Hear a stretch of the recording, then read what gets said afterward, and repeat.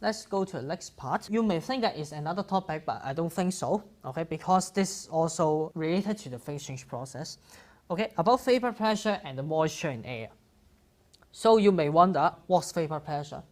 Well, actually this section is about humidity.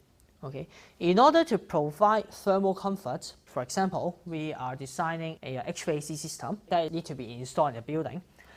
Not only do we need to consider what temperature should we maintain inside building and consider the cooling load, we need to also consider the humidity, because in extremely moist environment, people would feel uncomfortable. Okay, and similarly, in a dry environment, we will also feel uncomfortable. So in order to achieve a thermal comfort, we need to know something about humidity. Okay, but before we really talk about humidity, let me introduce some words. Okay, let's do a case study. Suppose I have a container here, which contains a mixture of gas, for example, oxygen and nitrogen. Okay, how can we find out the total pressure?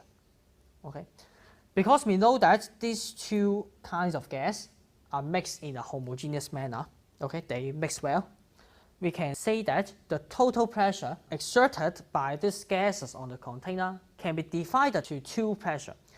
One pressure term is contributed by this oxygen, while another pressure term is contributed by this nitrogen. So we would consider the pressure exerted by the portion of gas inside this gas mixture to be the partial pressure. That means the pressure of a certain substance in the gas. Okay, and we will see that it is proportional to the amount of it in the gas. Okay, this fact is very easy to prove if it is an ideal gas, but we can see that for real gases, this argument is also failed. Okay, but for how we can show this for real gases, please refer to chapter 13 of the textbook or register Mechan 3300. Okay. So because of the definition of the partial pressure, we have the total pressure. That is the pressure of a gas mixture, and you can consider this to be the sum of the partial pressures. Okay, we just divide the total pressure into several parts. Each part corresponds to the parts of the pressure contributed by the individual gases. And the total pressure, easy, we just add all of the partial pressures together. Okay, how about vapor pressure? Because in air, we also have water vapor. In order to design a good HVAC system that can also control the amount of water vapor, we will consider the vapor pressure. Vapor pressure. That is the pressure of the water vapor in air. Okay, that means the atmospheric pressure will be equal to the pressure of the dry air as well as the pressure from the water vapor. Okay, and because the partial pressure is proportional to the amount of it inside this gas mixture, if there are more water vapor, then the vapor pressure would be more. Okay, if the air has the maximum loading of moisture, okay, that means the air has absorbed the maximum water vapor, we will tell this one to be a saturated air. Saturated air. That means this air is saturated by this water vapor. Okay, and in order to talk about the amount of water vapor in the air, we will introduce a term called the relative humidity. Relative humidity. We will use RH. Okay, in symbol, we will use phi, Greek letter phi, to talk about this relative humidity. Okay, which is equal to the vapor pressure divided by the saturated pressure at that temperature.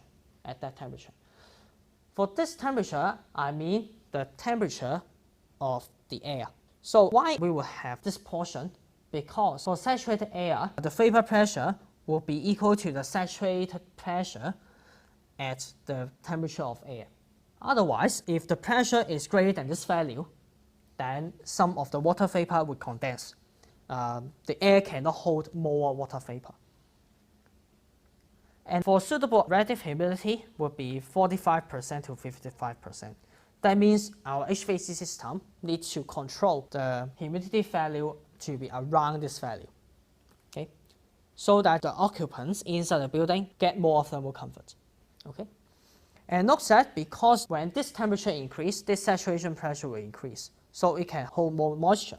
So if the air temperature increases, the maximum loading of moisture will increase. Okay.